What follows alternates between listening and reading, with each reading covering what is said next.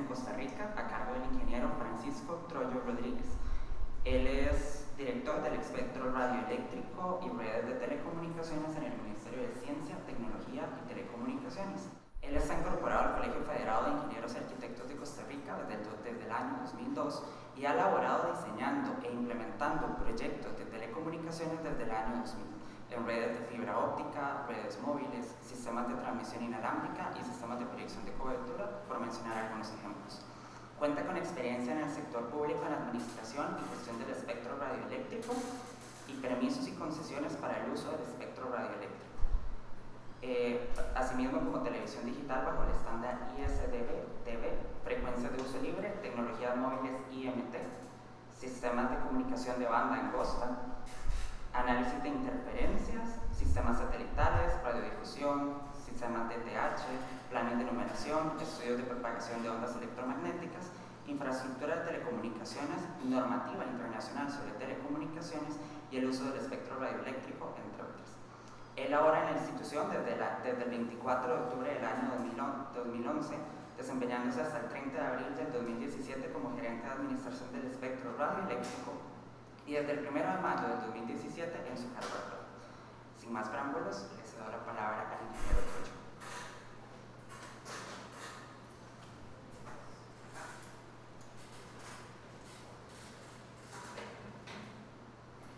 Bien, buenos días.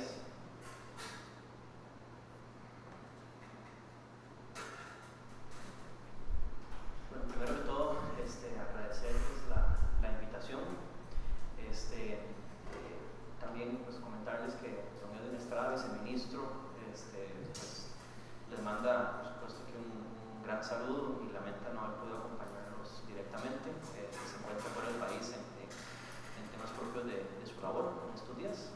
Pero bueno, aquí estamos para poder atender sus consultas y dudas sobre el tema, porque van a ser base de la discusión que probablemente se tenga posteriormente, y después contarles un poco de cómo está realmente el avance del proyecto como tal, en miras a la fecha establecida, el 14 de agosto de este año, para el pago de las señales analógicas.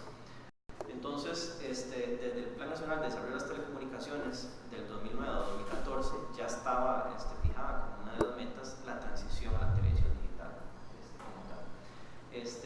Consecuentemente, esto ha sido parte también del PND, que es el Plan Nacional de Desarrollo, que es a nivel de todo el Estado, tanto en el de 2015-2018 como en el 2018 hasta el 2022, resaltando que uno de los principales aspectos que se tiene dentro del Plan Nacional de Desarrollo es justamente la parte de democratización y el uso del espectro radioeléctrico en la televisión digital, de manera que se garantiza la disponibilidad de cierta cantidad de espectro como mínimo para poder atender todas las necesidades locales y nacionales que pueden existir al respecto.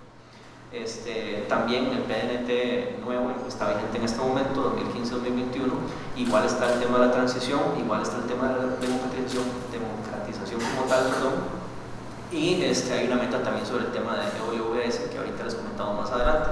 WVS es una de las características del estándar que permite dar señales de alerta o de emergencia, comunicarlas pues a la población para que puedan tomarse las medidas adecuadas. Para recordar un poco entonces cuál es el objetivo del proceso, el objetivo como está definido tal en el modelo de referencia, básicamente dice brindar a la población mayor acceso a la sociedad de la información y el conocimiento, más variedad de programación, mejor calidad de servicio, así como la posibilidad de acceso a aplicaciones interactivas, nuevos modelos de negocio y servicios convergentes que promueven su bienestar socioeconómico mediante el despliegue de la televisión digital terrestre libre y gratuita. Aquí nada más por hacer la salvedad que cuando hablamos de mejorar la calidad, evidentemente estamos hablando en este caso de calidad técnica como tal, ¿verdad? Características de video, audio, etc. Y evidentemente en temas de contenidos nos referimos a variedad de contenidos, al tener más posibilidades de programación. Justamente algunos de los beneficios están resumidos en esta diapositiva. En este caso, cuando hablamos de mayor cobertura, hay que tener presente que realmente las ondas que se propagan en el espacio tienen las mismas características, sea digital o sea analógico. La onda por su naturaleza es el comportamiento sinusoidal analógico per se. Sin embargo, como lo que ocupamos en digital es la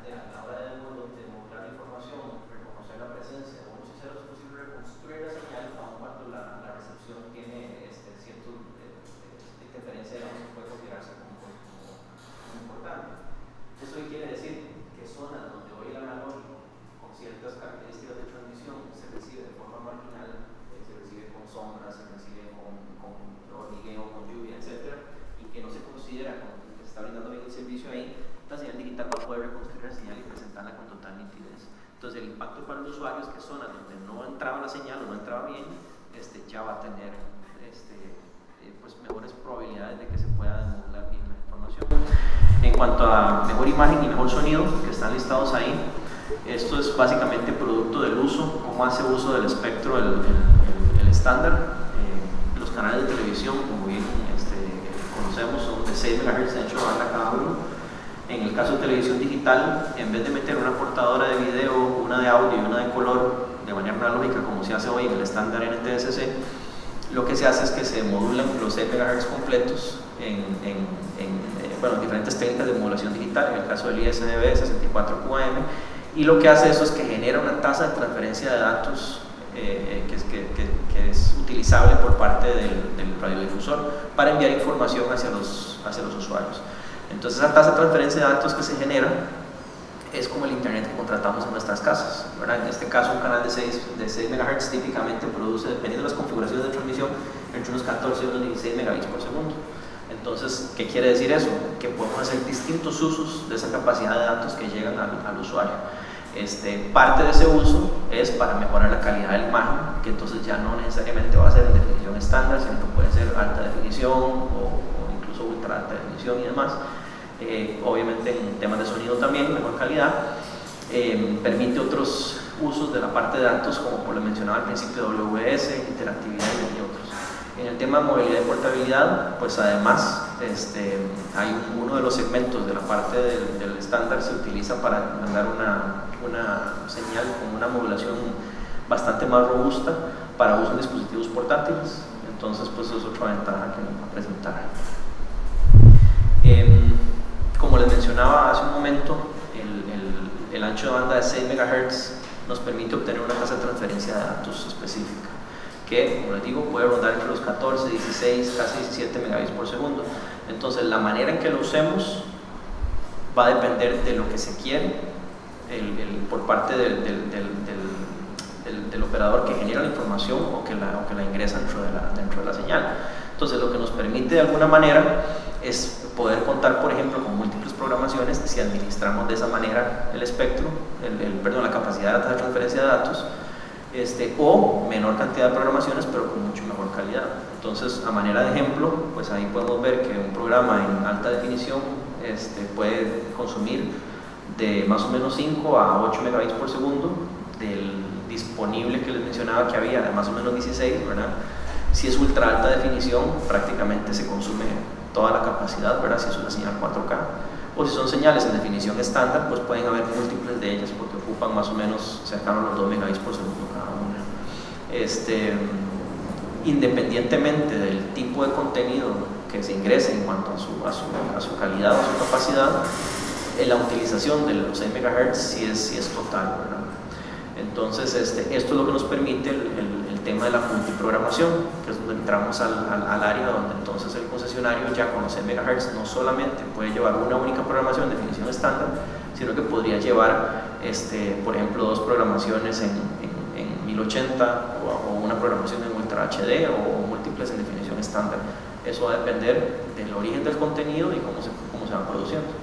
Si vamos sumando lo que hemos venido comentando, el uso más eficiente del espectro y la posibilidad de multiprogramación significa que podemos tener a los canales que hoy tienen concesión en analógico más una serie de posibilidades de programación adicionales utilizando incluso menos espectro del que se utilizaba hoy en analógico. Parte de eso también es posible gracias a las redes, indico ahí redes SFN, son redes de frecuencia única, que lo que hace es que una televisora que hoy, por ejemplo, en analógico requiere un canal para transmitir en Valle Central y luego una o 2 repetidoras o hasta más para retransmitir su contenido en zonas rurales, puede hacer una red que, si cumple con ciertas características de diseño, permite una sincronía que mediante una única frecuencia de 6 MHz puede llevar señal a todo el país. Entonces ahí también hay una eficiencia en el uso del espectro, porque ya no necesitamos múltiples frecuencias o múltiples canales para llevar una programación a todo el país, sino que, dependiendo de los casos, se puede reducir, por ejemplo, de una matriz y 2 repetidoras a únicamente una matriz y una repetidora, o incluso solamente una matriz, dependiendo de la configuración. Es importante mencionar que eso va a depender de la ubicación de los transmisores, porque la sincronía que se hace a nivel técnico está limitada por la distancia que hay entre los puntos de transmisión. Entonces depende un poco del diseño de la red depende también de la potencia de las señales y de los patrones de antena, porque si hay zonas donde puede haber alguna interferencia, pues porque se reciben señales de los puntos de transmisión aledaños, si alguna de los puntos de transmisión tiene su potencia ajustada o parte de la configuración del sistema radiante para que no se presente una de las señales de manera fuerte, puede pues minimizar la interferencia, o incluso si se genera interferencia en zonas que no son pobladas de una audiencia, pues no habría problema para efectos del diseño. Entonces, pues eso es importante porque hacia eso vamos caminando en muchos de los sistemas que están en analógico actualmente. Bueno, ahora sí, para comentarles un poquitito cómo vamos con el proyecto. Vamos a ver, desde hace varios años, desde 2015, ya estamos transmitiendo algunos canales en estándar ISDB. Poco a poco se han ido sumando más canales. Ellos lo han hecho mediante la figura de permiso experimental. ¿Qué quiere decir esto? Vamos a ver, los canales de televisión actuales tienen una concesión que les permite transmitir en analógico. Entonces, para los concesionarios que transmiten en analógico pueden pedir un permiso experimental al Poder Ejecutivo para que durante la transición, ¿verdad?, que finaliza con el apagón de las señales analógicas, puedan hacer experimentación en digital. Esa experimentación es importante para las televisoras y para el Estado para poder comprobar el comportamiento de las señales, zonas de interferencia, cobertura y demás.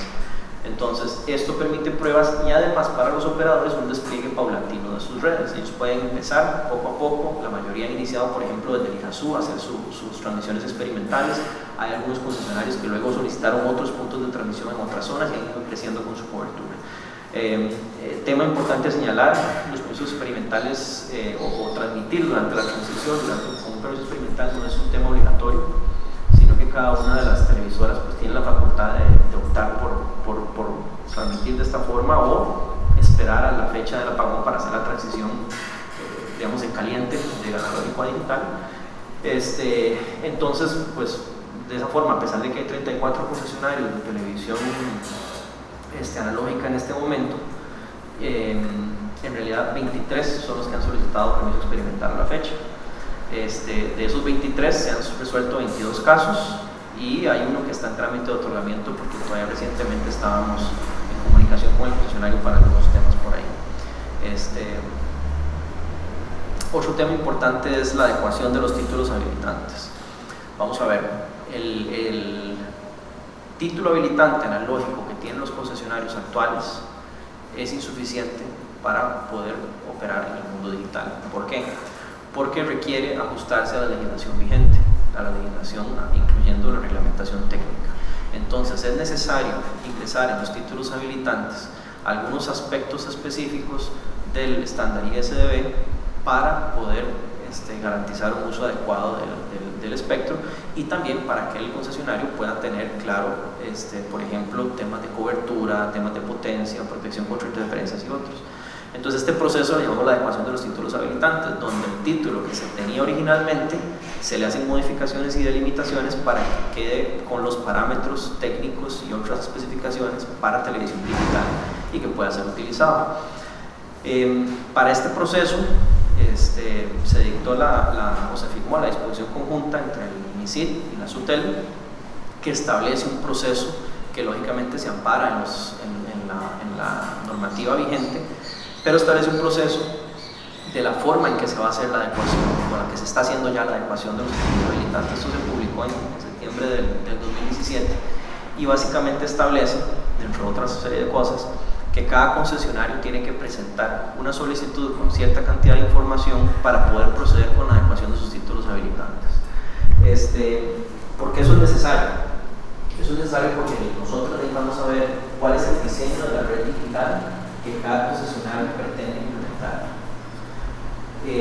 Digo que pretende implementar porque pues, no necesariamente todo lo que se desea implementar se puede implementar, ¿verdad? Es decir, cada uno tiene el título habilitante analógico que le da ciertos derechos y la solicitud pues tiene que resolverse a la luz también de los derechos de los acuerdos de los títulos originales. Entonces, para dar un ejemplo, un concesionario que tiene un punto de transmisión de Tribunal Sur con cobertura en nuestro país central puede solicitar una adecuación incluyendo un transmisor en, no sé, en Cristalmar, en Guanacaste, porque puede solicitar lo que quiera desde su punto de vista, pero evidentemente evidentemente a la hora de analizarlo, si no tenía derecho a esta zona geográfica, a la hora de hacer la adecuación, pues esa zona tenía que excluir.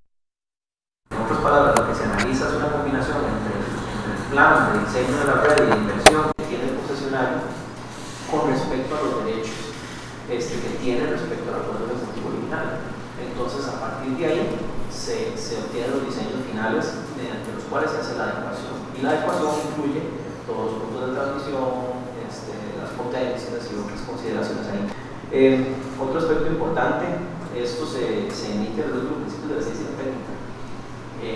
Suena muy fácil, ¿verdad? Porque lo que estamos diciendo aquí de alguna u otra manera es que hace un análisis y se da lo que se tiene que dar. Pero es importante, diariamente importante, porque por ejemplo los títulos analógicos vigentes en muchos de esos casos que se han otorgado algunos hace muchísimos años tienen consistencias respecto a la ciencia técnica que han generado parte de los problemas que tenemos hoy y que hemos tenido a lo largo de varios años. Por ejemplo, tenemos títulos habilitantes que dicen que el transmisor está en el INASU analógico que cobertura dice todo el país, cuando evidentemente desde el INASU pues uno no puede lograr una cobertura del 100% del país.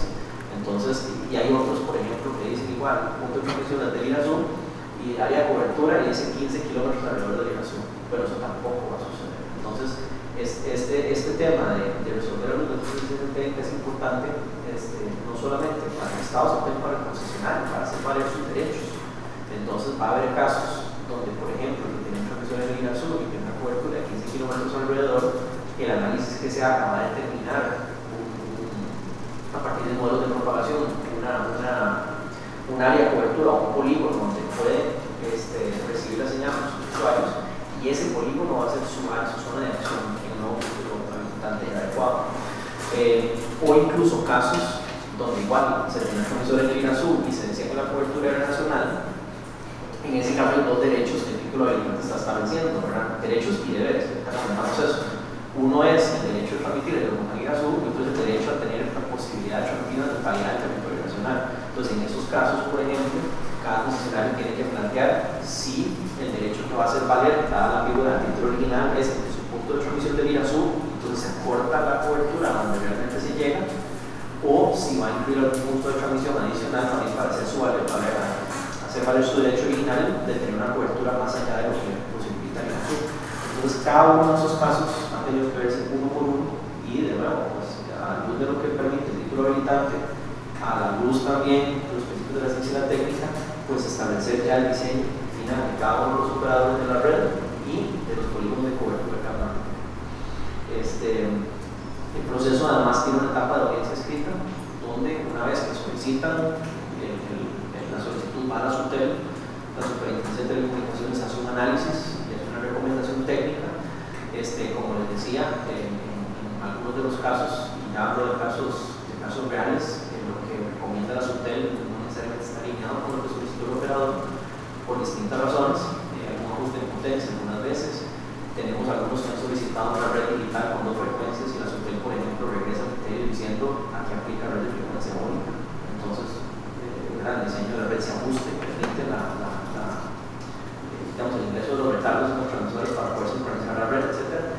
Entonces, a partir de ahí, el criterio que se recibe de parte de la SUTEL, ya en el INSIT se le da una audiencia escrita al concesionario, pero el concesionario conoce la recomendación de la SUTEL y puede hacer sus observaciones. Las observaciones se remiten de vuelta a la SUTEL y la SUTEL pues las resuelve. En algunos casos han sido, por ejemplo, en unos casos que tuvo problemas de interferencias y a la hora de revisar el concesionario se dio cuenta que es que habían ingresado mal la coordenada de punto de transmisión, por ejemplo. Entonces, algunos casos resuelven de manera relativamente sencilla, otros son un poco más complejos por temas de posibles interferencias y demás, pero se han ido resolviendo de manera ágil. Lo que les comentaba, que la cobertura resultante de este proceso es tanto un derecho como una obligación. Esto es bien importante. A ver, cuando se establece un título habilitante, un derecho de cobertura en una zona, sí, ese es el derecho del concesionario de poder llegar, ¿verdad? a esa audiencia que va a estar en la zona geográfica, pero también hay una obligación en términos de intensidad de señal y de servicio brindado. Es decir, si a usted se le da a un concesionario una zona de cobertura en cierto polígono y a la hora de que usted verifica la prestación de servicio en esa zona encuentra que no cumple con ciertos parámetros, por ejemplo, de intensidad de señal u otros, esa concesión podría estar con problemas que podrían llevar incluso a una extensión total o parcial de la concesión, por ejemplo. Entonces, un título, como les comentaba antes, mal otorgado en el pasado, que decía que el trámite es de Ligasú y que la cobertura es nacional, realmente está dejando indefensión al concesionario, porque si usted le mide en territorio nacional, que es lo que dice el título, evidentemente no lo va a cumplir con solo un transmisor de Ligasú. Entonces, al concesionario, realmente la delimitación, pues también le protege sus derechos, porque dentro del polígono, desde donde puede brindar el servicio, donde tiene la obligación de brindarlo y además donde se le protege por interferencias. Entonces, hemos tenido una serie de procesos bien interesantes en la evaluación de los títulos, incluso algunos, por ejemplo, que han venido y a pesar de que tienen, por ejemplo, múltiples transmisores, dicen, no, mire, yo solamente voy a transmitir desde el y de una repercusión tiene el hecho de transmitir en tal otro punto para cierta zona donde pues, sí, no haya logrado extender todavía la fecha o que hay ciertos problemas. Entonces, una serie de inconsistencias históricas que se tenían en los títulos habilitantes se han venido resolviendo en este proceso de adecuación. Bueno, y lo último que les comento por ahí es que el parte del tema del uso del espectro que está especificando en los títulos ya adecuados es que la capacidad resultante de cada transferencia de datos en megabytes por segundo que les comentaba ahora tiene que utilizarse de manera plena. Es decir, si yo tengo una concesión, se me adecua digital y voy a tener una capacidad de 17 megabytes por segundo y solo tengo contenido de definición estándar y que lo que me consume son 3-4 megabytes por segundo, eso constituye un uso ineficiente del espectro.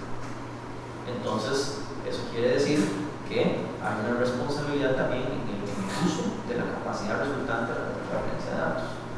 Esa responsabilidad, para los que ya tienen un acuerdo ejecutivo pues, emitido de manera anterior y que metió la concesión en los 6 MHz, pues tienen que ver si es que la programación la van a emitir con una muy alta calidad o si van a ingresar más programaciones de manera virtual en el canal físico, como les comentaba antes.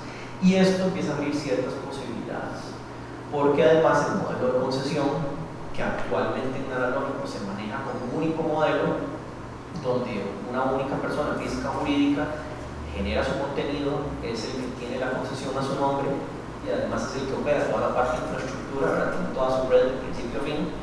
Ese modelo de concesión en el mundo digital realmente se segmenta en tres, ¿verdad? Donde está el concesionario por un lado, que tiene el espectro, la parte de generación de contenido puede hacerse por una persona física o jurídica aparte, y además el que opera físicamente la parte de infraestructura, las torres, los enlaces de microondas y demás, puede ser también otra persona física o jurídica independiente.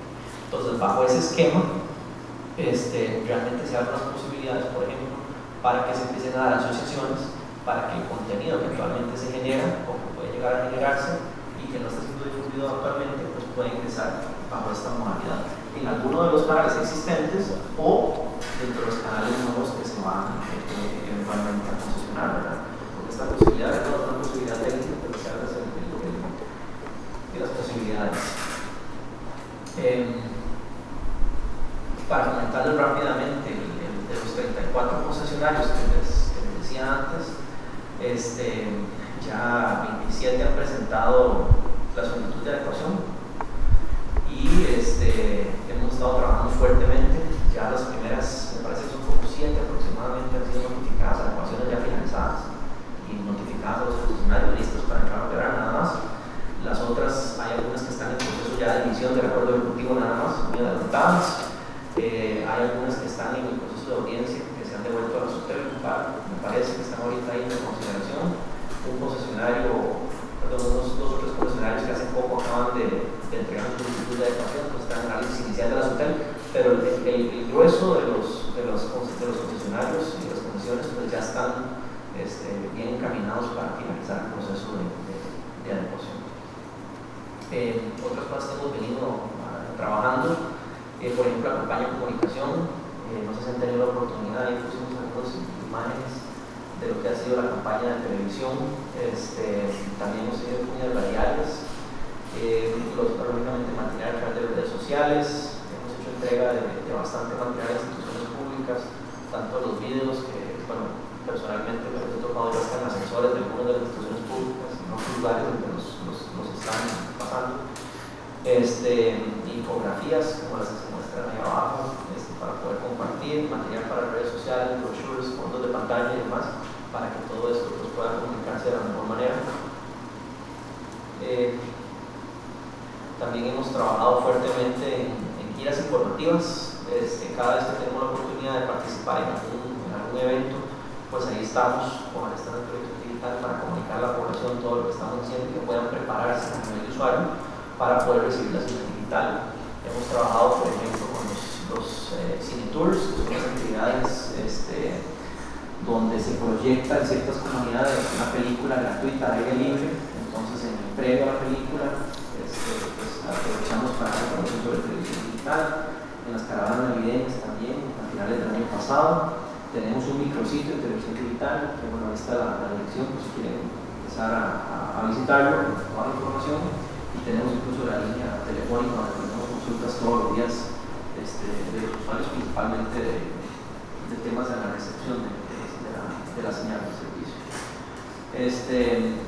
Otro aspecto importante es el plan de solidaridad. De la última información que pudimos obtener del Instituto Mixto de Ayuda Social, que son los que están liderando el tema del punto de solidaridad, esto va a estar o va a ingresar dentro del plan de atención a familias, y lo que están considerando ya para no tener que, bueno, esta es una decisión ya de hace algunos meses, como ya lleva cierta complejidad adquirir o hacer una compra de convertidores con ciertas características, repartirlos y demás, que la manera en que ha visualizado el IMAS, que es más sencillo, es más bien hacer un subsidio de los dispositivos que adquiera el usuario y más bien se genere como un reintegro o como un adelanto en su compra. Entonces, esto también porque hay muchos rangos distintos de los receptores de televisión digital, ¿verdad? Hay receptores muy básicos y hay receptores muy complejos con grabación de un montón de características, ¿verdad? Entonces, pues, en este caso, el monto sería un monto fijo que pudiera eventualmente subvencionar el IMAS y pues se hace a través de esta figura que ya les han comunicado. Hicimos incluso recientemente una reforma nacional de inclusión de frecuencias en esta mencionada para abrir las bandas de 4 y de 6 GHz para poder utilizar conjuntamente con la parte alta de 6, la de 7 y la de 10 gigas para resolver los temas de los enlaces. Esto ya está en trámite, está en proceso, ya muchas solicitudes han recibido por parte de los usuarios. Ya también hemos trabajado con expertos para su regulamiento y esto pues está en proceso para solucionar las necesidades de los que así lo hayan solicitado. Ahora, evidentemente, los microondas van a depender del diseño de cada red y de si el funcionario lo requiere o no. Puede haber casos en que algunos puntos de transmisión, por ejemplo, haya conectividad con fibra óptica o de repente tengan un enlace satelital y lo requieran en las microondas. Entonces, los que han requerido o han solicitado, pues se han ido resolviendo. Otro tema que estamos trabajando es la reforma al reglamento de ley general de telecomunicaciones. Esto básicamente por la misma razón que algunos meses atrás se modificó el plan nacional de uso de frecuencias, que es que la normativa que estaba incluida ahí a nivel técnico era para televisión analógica. Entonces, el plan nacional de uso de frecuencias se hizo una reforma hace ya aproximadamente año y medio, donde se incluyó lo relativo a digital y todo lo que era analógico se trasladó un transitorio para que pudiera seguir vigente hasta el momento del apagón. Entonces, algo similar se hizo en el reglamento de la ley general que incluía algunos aspectos que teníamos que ajustar. Entonces, eso está en proceso. Pronto este reglamento tendrá que salir a consulta pública para esta reforma, pero la mecánica es muy similar. O sea, una serie de artículos que se refieren específicamente a características de la televisión analógica se están pasando un transitorio para que sigan vigentes hasta el momento del apagón y se están ingresando a lo que es necesario para el punto de vista de televisión digital. Y un aspecto importante es que se está incorporando la figura de autorización para el operador virtual de canal lógico. Esto es que ya los terceros que no son concesionarios y que generan contenido, que quieren generar contenido para que pueda ser transmitido a través de los concesionarios que tienen espectro, van a requerir la figura de autorización. Entonces, esta autorización, y esto viene del criterio C-110 de la Procuraduría General de la República. Entonces, eso se va a incorporar en esta reforma reglamento de la para que los que generan contenido y quieren evitar otra vez del concesionario vigente o de los próximos concesionarios que puedan existir, pues ya tengan claro el proceso que tiene que seguirse. Otro tema que teníamos por ahí, en la situación de riesgo del Parque Nacional Volcán Irazú, como ya para la mayoría de ustedes probablemente han sabido, un sector del Volcán Irazú donde están la mayoría de las torres de telecomunicaciones, hay una parte específica que tiene pues un agrietamiento importante y un riesgo de deslizamiento. Había una serie de torres de telecomunicaciones en esa zona y la Comisión Nacional de Emergencias pues ha dictado una serie de informes a lo largo de los últimos años para que se tomen las medidas necesarias para poder salir de esas zonas y evitar el riesgo tanto a la infraestructura, pero principalmente a la vida humana de las personas que ahí habitan o laboran. Entonces, en la última visita que hizo la Comisión Nacional de Emergencias a partir de la página del informe que fue en diciembre del año pasado, ellos mantuvieron la recomendación de que los que estaban en la zona 2, que es una zona de 60 metros a lo largo de la grieta del agrietamiento principal, tenían que salir hasta finales de 2018. Decimos que mantuvo la recomendación porque en 2017 originalmente estaba la fecha para salir en diciembre de 2017, pero a partir de un estudio que hicieron en 2017 dieron un año más de plazo porque estaba con poca actividad, digamos, en el agrietamiento. El año pasado lo organizaron nuevamente y mantuvieron la recomendación. En este momento, para los funcionarios de televisión solo nos quedan 3 que actualmente todavía están en la zona. Desde el punto de vista del INCID, pues por supuesto que trabajando con todas las instituciones para tratar de agilizar las gestiones para los traslados. Por ejemplo, los traslados requieren una serie de requerimientos, cosas tan simples como la disponibilidad de energía eléctrica en el nuevo punto donde va. En algunos casos hemos tenido que incluso colaborar conversando con ASEC o con algún otro proveedor para que puedan resolverlo lo más rápidamente posible la situación para poder evitar el traslado, temas de permisos, temas de trámites, por ejemplo, con SINAR y otros, pues hemos estado con esa labor. Sin embargo, hay unos que todavía están en las últimas etapas ya de poder salir y esperamos que se pueda financiar lo más pronto posible.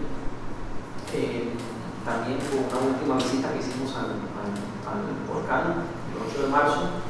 En esa oportunidad fuimos de parte del CID, el señor ministro, estuvieron invitados diputados, la Comisión Nacional de Emergencias y demás, justamente para explicar un poco el riesgo de la situación y buscar el apoyo, incluso a nivel de la Asamblea, por ejemplo, en temas de presupuestos y demás, y algunas de las instituciones que tienen que tomar algunas decisiones por ahí. Para comentarles el proyecto de OWS, pues decía al inicio, este es un proyecto de alerta de emergencias. Lo que hace el sistema de OWS, quiere decir, bueno, en inglés el acrónimo es Emergency Warning Broadcast System, es un sistema que difunde o transmite la señal de emergencia a través de las frecuencias de televisión. Entonces los aparatos receptores, los televisores, pueden desplegar las alarmas o a través incluso de los set-top boxes, o hay pantallas especializadas también que pueden recibir y relevar el mensaje de alerta.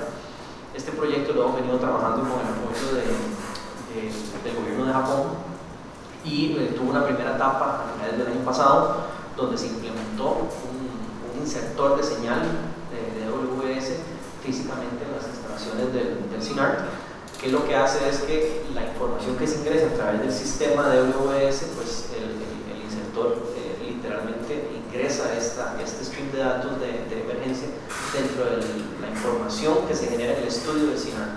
Esa información va por una microonda al punto de transmisión del Irazú y a partir de ahí es parte del contenido que se difunde a todos los usuarios. Entonces, los sistemas de recepción pueden configurarse para recibir la señal de emergencia y pues, poder tomar las medidas necesarias. En ese momento, aparte del insertor de OWS que se ingresó en SINAR, también se instalaron 4 pantallas receptoras, pantallas dedicadas para la señal de alarma.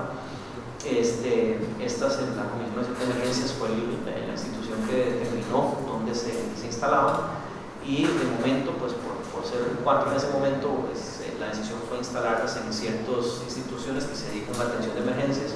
Por ejemplo, hay una en F5 Bomberos, Cruz Roja,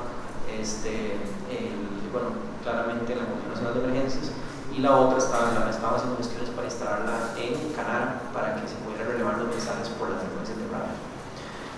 Este año tuvimos una segunda etapa donde entregaron 12 pantallas más y 4 set-top boxes que tienen el módulo de superimposición. Eso es importante porque es un módulo que permite que independientemente de qué canal se está viendo, o sea, porque la señal de emergencia viene por la frecuencia del SINAR, pero independientemente está viendo otro canal o incluso otro tipo de medio, o sea, puede ser que usted esté con la cablera o lo que fuera, si tiene un sistema WMS de estos con superimpose y recibe la señal por aire, él incluso despliega la señal de emergencia por encima de cualquier información que usted esté viendo en ese momento. Incluso tiene la capacidad de encender algunas pantallas que están apagadas, por ejemplo, en una situación de emergencia de noche, puede automáticamente encender el televisor para desplegar la señal de alarma. Eso es el que está ahí, que se menciona como CS, es el Consumer Electronics Control. Se hicieron unas pruebas, coordinamos con un distribuidor que tiene pues muchos diferentes modelos y marcas de televisores, y se hicieron pruebas en cada uno de ellos para ver cómo funcionaba con el CS, con el SEC, que es justamente para el encendido remoto del televisor. Y se hicieron pruebas también en ferrocarriles en movimiento para ver la señal que tiene que ser bien robusta. Hicimos pruebas en Valle Central, se hicieron pruebas en Punta Arenas e incluso con guardacostas.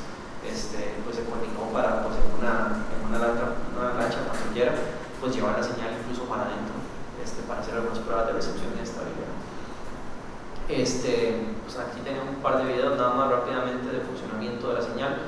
Ahí, bueno, está un poco oscuro, pero aquí al fondo se ve la pantalla. Esa pantalla está ahorita con letras verdes y cuando ingresa la señal, pues la pantalla se alarma, tiene un sonido que no lo tenemos ahorita funcionando acá, pero empieza a tirar un tono de alarma y las letras se ponen rojas y empiezan a darle el mensaje, ¿verdad? Entonces esto fue en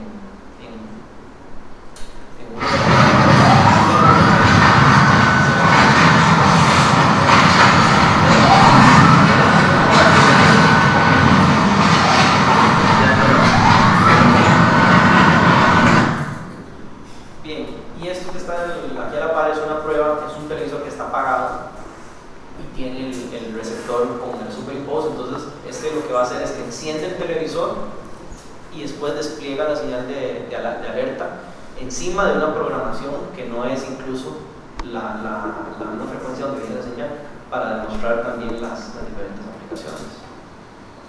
Entonces no he visto el mensaje.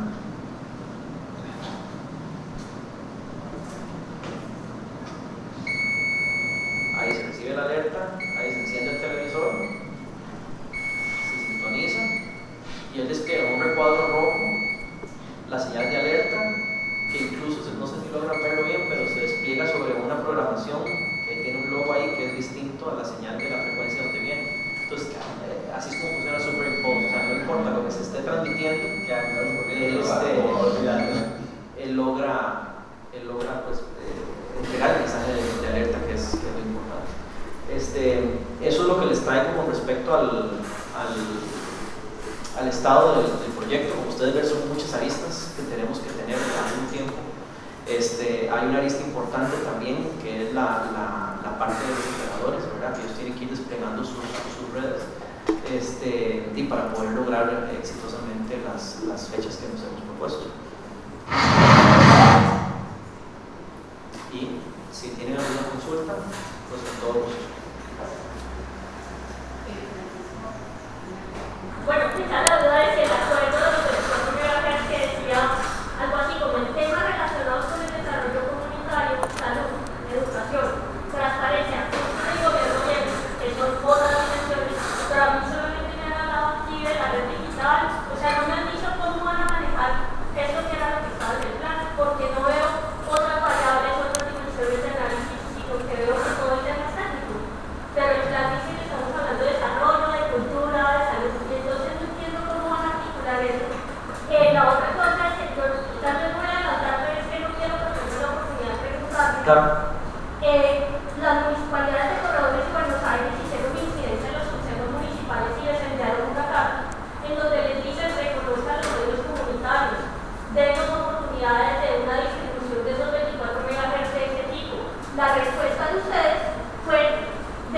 nosotros vamos a distribuir esto de manera objetiva, profunda, transparente, no discriminatoria, según todo el inciso 3 de la Ley General de Telecomunicaciones, asegurar una competencia efectiva, así como la extensión y mejora de redes y servicios.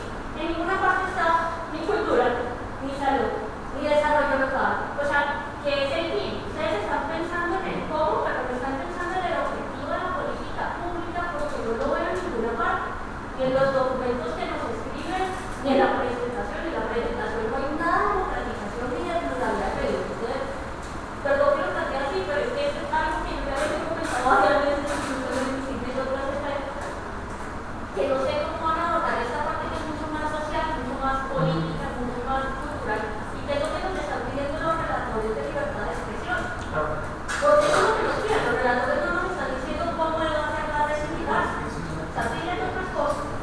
Y el otro tema que me parece importante es, si estamos dejando a la gente que ya tiene redes analógicas a hacer las pruebas, ¿cómo van a hacer todas estas televisoras que les invitaría a ver abajo la exposición de fotografías en el primer piso de las televisoras locales para que vean que existen?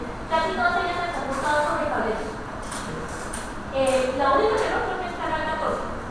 Canal 14 y los 36, que además están en una situación legal bastante precaria que hay que resolver, ¿verdad? Entonces, estas que podrían acceder a esto no tienen, o sea, ustedes están haciendo procesos de sensibilización por el usuario final con respecto a la caja para la televisora. Pero tampoco vemos procesos de sensibilización con estos actores que podrían, que son justamente los que pueden aprovechar los 24 MHz y que ya están funcionando todos. O sea, no vemos ningún trabajo con ese sector, sobre todo teniendo en cuenta que ni siquiera van a tener la oportunidad de hacer pruebas con el sistema, porque solamente los que están en el analógico pueden hacer pruebas, ellos no. Y la otra cosa es que tengamos en cuenta el mercado de telecomunicaciones. No me dejarán decir, don Pablo, que ya están comprando las grandes cameras, las tabletitas.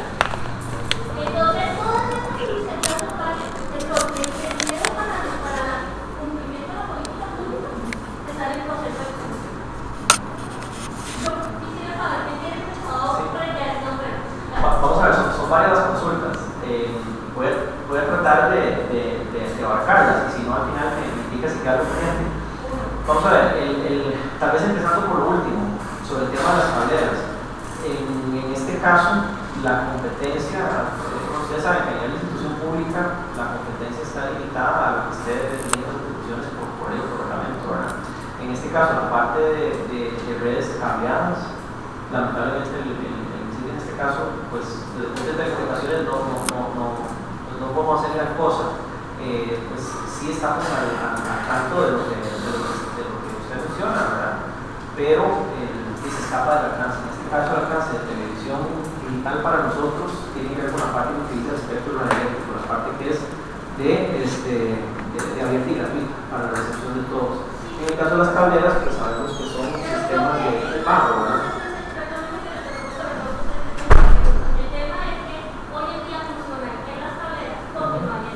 Correcto. Va a haber espectro. Sí. Entonces, mi pregunta es, ¿qué están haciendo en este momento para prepararse en este momento con este sector? ¿Qué se les saber? Porque sí, yo entiendo que eso no tiene que ver con trabajo, pero están ahí en este momento. ¿Cuál es el trabajo con este sector? ¿Qué es el que podría preparar un sector? Sí, vamos a ver, esto lo volvemos a ir haciendo por etapas. Es decir, evidentemente en el paso de la relación de la televisión digital, entiendo la preocupación, digamos, del énfasis en lo técnico y jurídico. Evidentemente no podemos separarnos tampoco de todo lo técnico y jurídico, ¿verdad? Y es necesario para poder hacer el paso de la transición. De no hacerlo de esta forma, pues no vamos a cumplir la transición y no vamos a tener disponible el espectro, pero queremos también para otros fines como ustedes mencionan. ¿Qué pasos estamos dando? Los pasos, como les mencionaba ahorita, realmente estamos empezando, o sea, nos reunimos a finales del año pasado. Bueno, en ese momento Tony estaba como representante de CONARE en la comisión mixta, ¿verdad? Y pues tuvimos una reunión con ella, posteriormente tuvimos otra reunión donde se amplió a diversos participantes más. Ya en ese momento participó Sebastián también como parte de CONARE, el compañero de Licey, y estaban otros representantes también de algunos de los sectores que usted menciona. Como le decía, nosotros sí tenemos el interés en poder satisfacer las necesidades que existen, todas las que usted mencionó. Lo primero que que tenemos que hacer es tenerlas mapeadas. Porque si nosotros, por ejemplo, le decimos a los hoteles, hagan un análisis de necesidad y factibilidad y no los orientamos, digamos, no por eso quiere decir que no lo vayan a hacer bien, pero si nosotros queremos asegurarnos de que puedan hacer un mapeo de todo lo que realmente existe, y dónde existe, y cuánto ocupan, y dónde lo ocupan, y de qué tipo, etc., ¿verdad? O sea, si nosotros queremos que eso se haga, digamos, completo, lo ideal es que podamos orientar y de esa manera colaborar. En estas últimas reuniones que tuvimos, bueno, no me dejan mentir los compañeros que cité ahora, hemos estado abiertos a recibir información.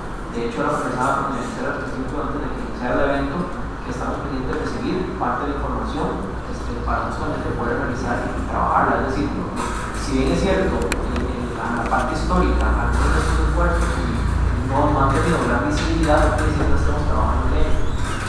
Ahora, si usted me pregunta, yo tal vez aquí contesto y es un poco complejo porque yo soy ingeniero y estoy en la parte técnica pura, ¿verdad? Y como usted sabe, tanto el MISIS como la SUTEL y demás instituciones que trabajan en esto, hay una serie de áreas distintas, la jurídica, la política pública y demás, entonces a mí me cuesta un poco responder por otras áreas, pero lo que sí le puedo decir es que se ha venido trabajando en el tema, y en las partes en las que yo he estado participando, de nuevo, o sea, la intención es suplir la necesidad. ¿Qué ganamos nosotros con hacer un proceso? Por ejemplo, un curso público de análisis donde realmente son las necesidades. O sea, pensando objetivamente, eso sería un problemón para todos, para nosotros mismos, para ustedes, porque no se les resuelven las necesidades, por ejemplo, para nosotros, porque quedamos en medio de una situación complejísima. Entonces, créanme cuando les decimos que la intención de todo esto nos hace bien, y más bien para eso ocupamos la ayuda de ustedes. Porque si ustedes ya tienen bien mapeado y sabemos que han tenido bastantes esfuerzos, donde han ubicado, saben dónde están, quiénes son, cuántos son, qué necesitan, y todo eso, lo que hace información necesitamos para poder mapear las necesidades de manera adecuada, ver, por ejemplo, las capacidades de producción, porque una cosa es decir, son no sé, 200 o 300, pero hay otra cosa es ver, bueno, cuánto de una parrilla puede llenar cada uno, ¿no? Puede llenar una parrilla completa, o puede llenar el contenido de 2 personas cada uno, entonces de repente se pueden asociar 2 o 3 de ellos que cumplen con algún mismo grupo de ciertas características geográficas o sea de otro tipo, ¿verdad? Para que de repente puedan asociarse en una parrilla y desarrollar absolutamente, o sea, todo ese análisis que tenemos que hacer. Y lo que les puedo decir es que sí estamos dispuestos a hacerlo, ¿verdad? Pero necesitamos también la orientación de parte de ustedes. Entonces, incluso, bueno, el CEDUL hace poco nos escribió también que quiere una reunión de seguimiento y estamos coordinando para darla, donde justamente queremos retomar también y los acuerdos que hemos terminado las últimas reuniones anteriores para contar con toda la información que esté a la disposición de ustedes, ¿verdad? Y también doña Ana Xochitl nos había comentado en esa reunión que habían hecho un estudio importante, me parece en conjunto con don Sebastián, y de esa información nos sería de gran utilidad. No sé si hay algo más que pueda contestar, ¿verdad? Y tal vez desde la visión limitada que puedo dar yo, ¿verdad? Pero bien. Yo creo que podemos seguir conversando. Lo importante es que todo está quedando grabado. Sí. No, por supuesto. Yo soy un canal muy grande que recibe mucha publicidad y que pago 120,000 pesos al año por el uso del espectro. Lo mínimo, digo, es cubrir por lo menos las cabeceras de cantón, ¿verdad? O sea, debería haber una obligación de parte del gobierno decirle no, es que si usted no cubre la zona sur de verdad, por lo menos las cabeceras de cantón, usted no está haciendo nada, ¿verdad? Entonces, creo que ahí hay una preocupación, ¿verdad? Para que realmente se mapeen los usos. Después, no es cierto que no haya ningún control sobre el contenido, sobre las cableras. Las cableras no es que yo me invento, voy a un poste, monto un cable y monto una red de cablera. Necesito una concesión, igual que un canal de televisión. Una autorización otorgada por la SUTEL. Exacto. Entonces, si a mí me van a dar una autorización, esa autorización tiene que tener condiciones. No me la pueden dar a la libre, ¿verdad? Entonces, si se está haciendo una modificación de los reglamentos, no sé cuál reglamento es el atinente a las cableras, máxime con lo que está ocurriendo, y lo vimos ayer con el fútbol nacional, de cómo se está limitando a través de las cableras el acceso a la información de la gente, ¿verdad? Entonces tiene que empezar a gestarse una política pública en ese sentido, y si Argentina lo logró, nosotros lo podemos lograr también. Y debería haber una obligación de incluir canales regionales, incluso canales que tienen antena como Canal 14 de la zona sur, no están en todas las cableras porque la competencia no los incluye, ¿verdad? Las cableras que se sienten competencia de ellos. Entonces, ese asunto de que las regiones, los canales de las cableras no estén en todas las opciones de cablera, incluso si tienen hasta opciones digitales que tienen 200 canales y aún así dicen que no hay campo para uno más, o sea, por favor, ¿verdad? Ahí tiene que haber regulación y la política pública la genera el municipio, o sea, los reglamentos los puede decretar el gobierno, ¿verdad? Entonces sí debería buscarse eso. Podría verse como una ventana de opción este reglamento que se está modificando ahora, por lo menos para meter las regulaciones en lo que viene en Atenas, ¿verdad? Después, bueno, el compromiso de sí entregar los datos, ha habido unos retrasos internos pues, ya los procesos internos de la universidad, pero es un dato que queremos aportar al MISIP y agradecemos que el MISIP pues por lo menos ya discursivamente diga que está considerando eso. Digo, eso hace unos años no ocurría y eso es un avance, pero tenemos que completarlo, ¿verdad? Y sí es importante este proceso de cuando se le responde, digamos, a las municipalidades, las respuestas sí no dejaban entrever esas intenciones, digamos, sociales en la distribución de los 24 MHz. Casi que lo que se decía es como que no se puede, ¿verdad? O sea, como se ponían un montón de limitantes técnicas, pero no, o sea, la respuesta en realidad no dejaba entrever que realmente hubiera un interés en garantizar la pluralidad, ¿verdad? Y el reconocimiento de los medios comunitarios y públicos como entes distintivos en este proceso, ¿verdad? Entonces creo que es aprovechar ese reglamento para finalmente meter por lo menos en el reglamento el reconocimiento de los medios comunitarios y públicos. Creo que es urgente para que este proceso realmente vaya por buen camino y no se quede solo en las palabras. En este caso es comentario, o hay pregunta específica. Bueno, por ejemplo, lo de las cableras, podría decirse si hay alguna acción. Lo de las cableras, a ver, sí está claro sabido lo que usted mencionaba ahorita, que sí, no es que funcionen a la libre. Es decir, hay una parte que tiene que cumplir a nivel regulatorio con la SUTEL. Cuando hablo yo de las competencias, me refiero a las competencias en este caso del municipio, ¿verdad? Que esa parte pasa por la SUTEL. O sea, nosotros podemos sentarnos eventualmente a conversar con la SUTEL sobre estos temas, pero lógicamente desde el ámbito de las competencias de cada institución. Yo tal vez lo que creo que es oportuno es la solicitud, digamos, de contemplar algunos de estos aspectos en temas de política pública, de las partes de las cableras, o de reconocer el papel de las televisoras comunitarias y demás. Dice, si se puede plantear formalmente y también se puede presentar dentro de la comisión mixta, por ejemplo. No sé que lo han hecho en algunas oportunidades, pero ya hablamos específicamente porque es distinto, por ejemplo, recibir un oficio donde se expone la importancia de ciertas áreas, ciertos aspectos, versus, por ejemplo, una petitoria específica de, bueno, nos gustaría que se incluyera un artículo tal en tal lado, no sé, de repente podemos analizarlo de manera un poco diferente. ¿Podría abrirse para este reglamento en específico un proceso de discusión, por ejemplo, con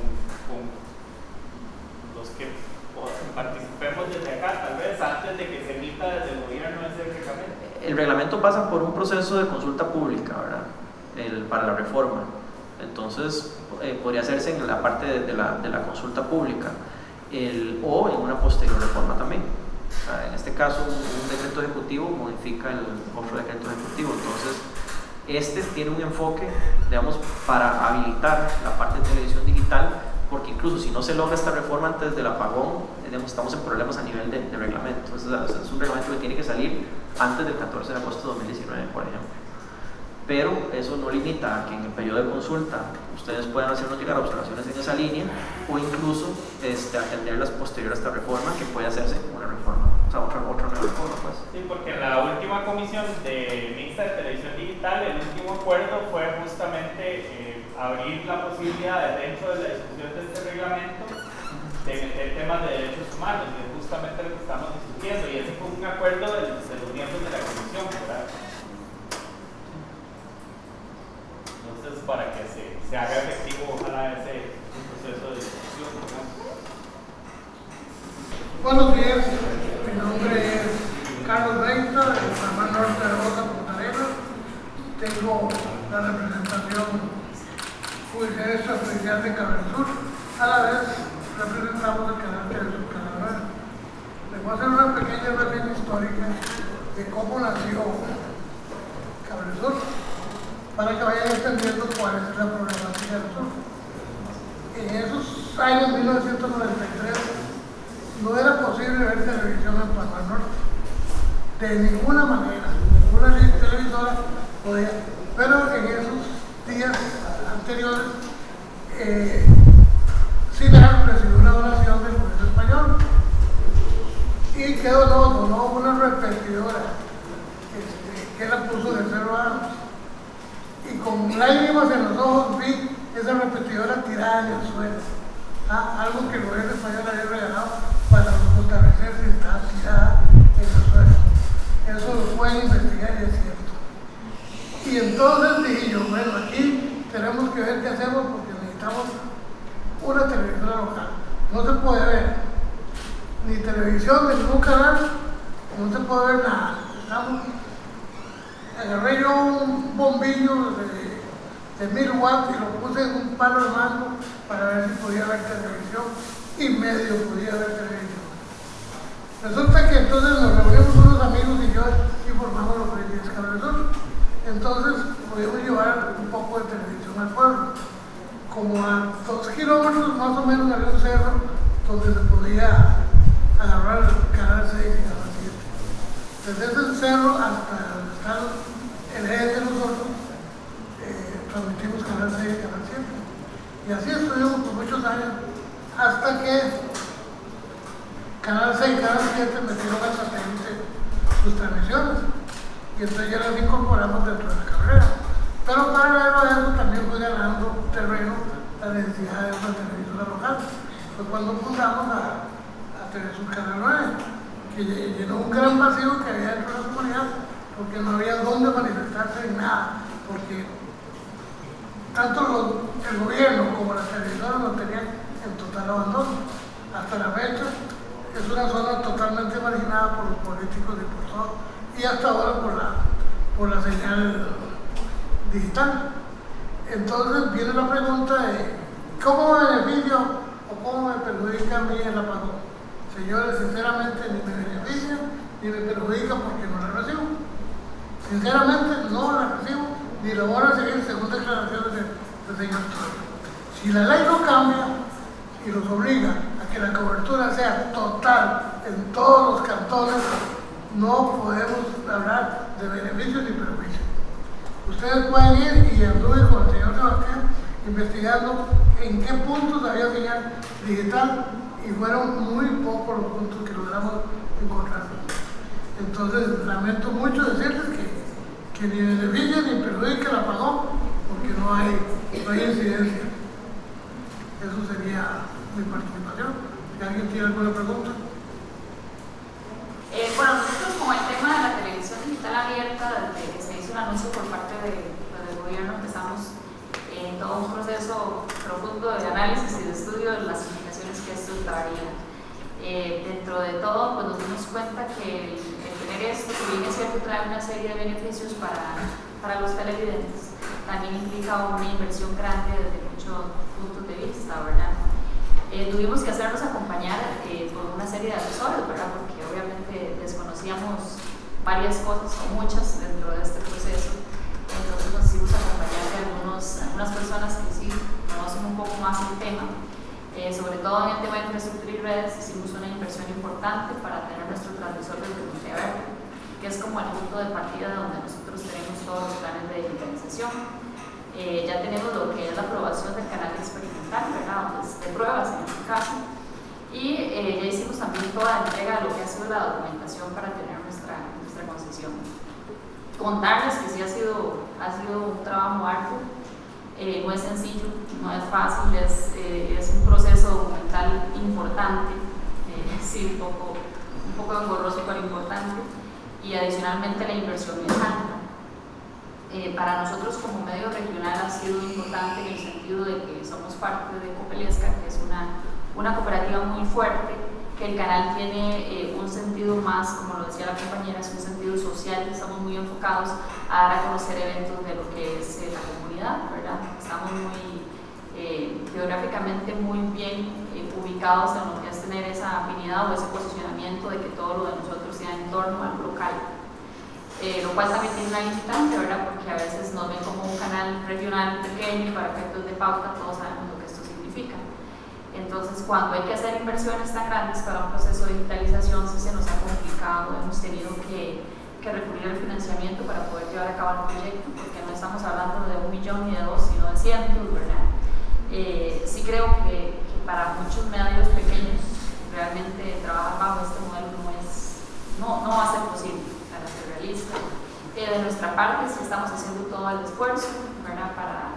para estar bien, ya sea para agosto o para la fecha que se diga, ¿verdad? Porque ahora no sabemos si esperamos que se haga gradualmente, ¿verdad? Lo que es el apagón, y nosotros igualmente estamos haciendo el esfuerzo pensando que sería en agosto, pero sí comentarles que el reto ha sido grande, ya son varios años que se han venido trabajando, ¿verdad? No es de la noche a la mañana, ya son varios años que se van llevando a cabo este proyecto de plan de digitalización, y sí para nosotros estamos muy conscientes de los beneficios que va a traer a nuestra audiencia, pero a nivel de medios regionales decirles que no sé quién más estaría capaz de asumir lo mismo, ¿verdad? Tomando en cuenta lo que les decía anteriormente, que es una inversión grande en equipos, no solo de la infraestructura como hablaba el compañero del sur, sino que también alrededor de esto hay que mejorar todo un tema de producción. De nada nos sirve tener una cobertura en toda nuestra área concesionada si a nivel de producción nos quedamos atrás. Entonces también esto ha significado que tengamos que tener personas adicionales para trabajar en nuevos proyectos de producción, comprar nuevos equipos, nuevos sistemas y demás. Actualmente nosotros, si bien es cierto, somos un medio regional, somos 32 personas las que formamos parte de Canal 14. Somos bastantes. Tenemos 20 programas que son hechos por nosotros, por decirlo así, 10 por medio de convenios con otros productores de la zona, 10 que son producción completamente propia de nosotros, y básicamente tratamos día a día de salir adelante, y el reto de la digitalización ha sido importante. No sé cómo funciona, si esa fue una pregunta o no sé hasta dónde hablo. No, habíamos conversado en la preparación de metodología sobre retos, limitaciones que han tenido. Nos gustaría también que pudieras profundizar un poquito en la producción. Así que estamos hablando de la parte de edición regional de local, pero no sabemos en concreto qué tipo de producción. Sí, bueno, la producción de nosotros va enfocada, tenemos 3 ejes en el canal: información, formación y entretenimiento. Para nosotros el fuerte es el tema, bueno, como cualquier otro medio regional, ¿verdad? Tenemos un fuerte que es un noticiero regional que tiene 3 ediciones diarias, a las 12, a las 6 de la tarde, bueno, en realidad son 12, se repite a las 11. Entonces para nosotros sí es un noticiero primeramente regional de todo lo que pasa en la zona norte, incluso abarcamos un poco de Guanacaste.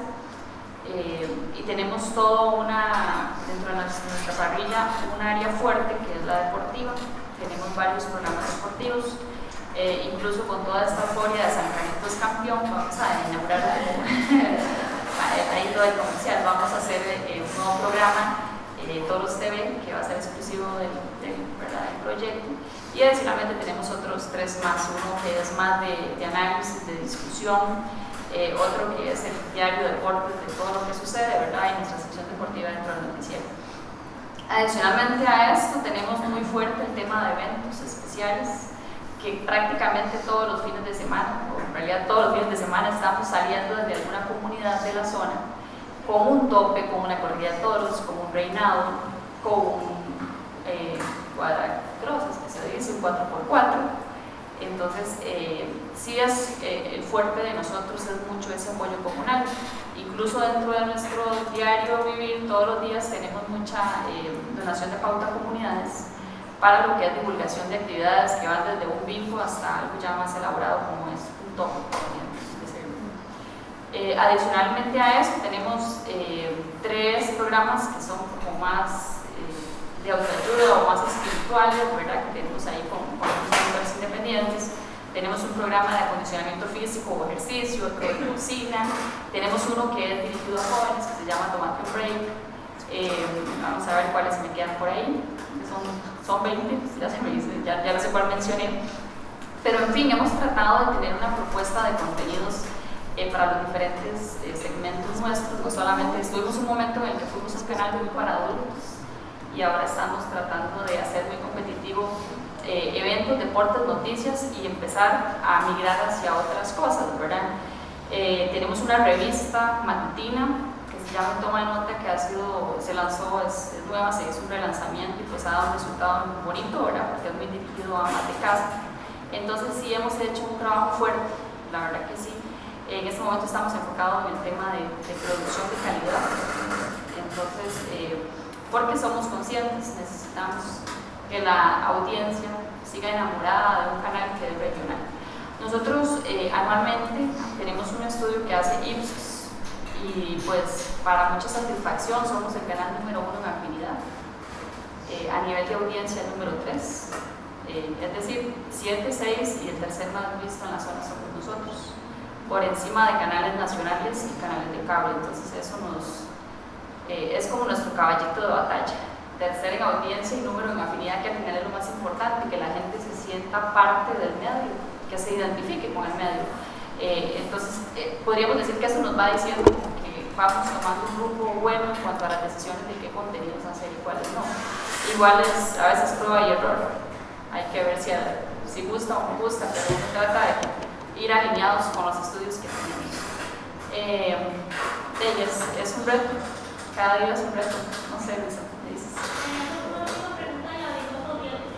Para alguna otra pregunta antes de seguir con la presentación, tiene el tema de la importancia, tal vez ustedes lo tienen como, pero ¿qué podrían decirles a los de jefe sobre la importancia de estos medios? Realmente son trascendentales, diría yo, porque un medio regional es la voz del pueblo, es la que resalta la identidad de una comunidad o de una región. A nivel nacional, pues los medios hacen su papel. Yo, ahora que veníamos de camino, yo venía debatiendo mucho con Manrique con cuál es el objetivo real de un medio de comunicación. Yo soy administradora de empresas, pero mi primera profesión fue periodista. Aquí tengo un profesor mío que tengo mucho aprecio, José Luis. Mi profesión de cuna es periodista, entonces veníamos hablando y yo le decía, bueno, un medio de comunicación, hay que ser realista, es una empresa. Nosotros vivimos de pauta y de servicios afines que demos. Pero nunca debemos olvidar, al menos dentro de la filosofía de nosotros, son los ejes y para qué nacimos. El poder que tiene un medio de comunicación de formar y de educar a una sociedad es fundamental. A veces los medios nacionales se olvidan un poco de eso, con el respeto que merecen. Y yo creo que aquí es donde los medios regionales tienen un papel lindísimo. ¿Por qué? Porque nosotros realmente reflejamos lo que somos, damos a conocer lo que tal vez para el país de pronto no sea importante, pero para la región es extraordinario. Un día como hoy, todo el país habla de que San Carlos es campeón, por ejemplo, ¿verdad? Hace 15 días atrás ningún medio de comunicación iba ni siquiera a una conferencia de prensa de San Carlos porque pensábamos que íbamos a venir de la cueva del monstruo goleados, para poner un ejemplo. Entonces, eso es lo que pasa al día con las regiones. De pronto nosotros hacemos cosas espectaculares en una zona, en el norte, en el sur, en el Caribe, donde sea, pero no es algo que venda a nivel nacional. En ese sentido, el medio regional tiene un papel importante de dar a conocer y de apoyar. En el caso de nosotros, tenemos adicionalmente, al ser un medio cooperativo, un sentido social muy fuerte de apoyo a las comunidades. El año pasado, por ejemplo, el aporte de nosotros a las comunidades fue de casi 300 millones de colones en pauta publicitaria, transmisión de eventos y ese tipo de cosas. Que estoy segura, me atrevo a decir que un medio nacional le va a donar eso a las comunidades. Pero al fin ese es el objetivo de nosotros. El medio nació y está en función de la comunidad. Y yo creo que todos los medios regionales aunque no haya un tema de donación de pauta tan fuerte, su función va en ese sentido, en retratar las comunidades como son problemáticas y ventanas. Con mucho gusto.